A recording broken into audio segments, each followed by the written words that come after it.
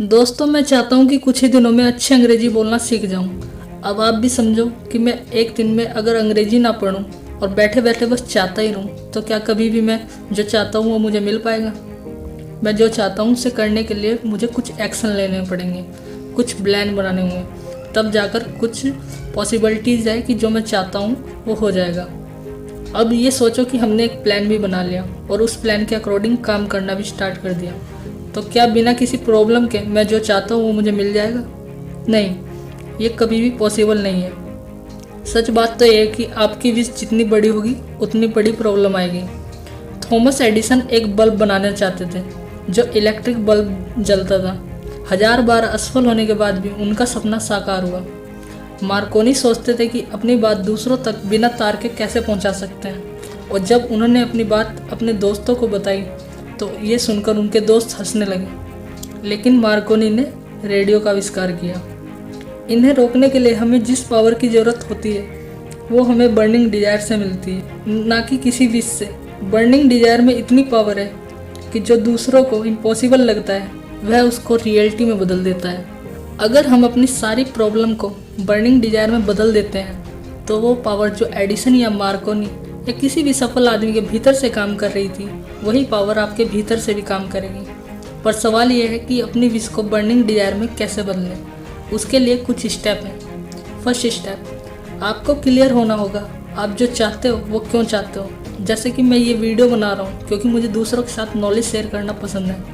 And second step, आपको एक fix date पर एक फिक्स अमाउंट फिक्स करनी होगी। मतलब जिस दिन आप वो अमाउंट चाहते हो। ऐसा करने से माइंड फोकस्ड हो जाता है, क्योंकि हमारा दिमाग इनडेफिनिट ऑब्जेक्ट पर फोकस नहीं करता। फोकस करने के लिए एक डेफिनिट ऑब्जेक्ट चाहिए होता है। जैसे कि मुझे अगले 5 साल में 10 लाख रुपए कमाना, या कुछ भी हो सकता है। थर्ड स्टेप, आपको डिसाइड करना है कि आप जो पाना चाहते हो उसके बदले में आप क्या और कितनी वैल्यू देने के लिए तैयार हो। जैसे कुछ पाने के लिए कुछ खोना पड़ता है। यहाँ वैल्यू का मतलब आपकी नॉलेज, सेंस ऑफ ह्यूमर या किसी प्रोडक्ट से भी हो सकता है। फोर्थ स्टेप, आपको एक प्लान बनाना होगा जिस पर आपको यकीन हो कि आप जो चाहते हो वो आपको मिल जाए। मान लो आप पूरी बुक पढ़ने के लिए रोज़ एक पेज पढ़ते हो। इस तरह पढ़ने से आप एक दिन एक बुक कंप्लीट कर पाओगे। लास्ट स्टेप में टाइम है।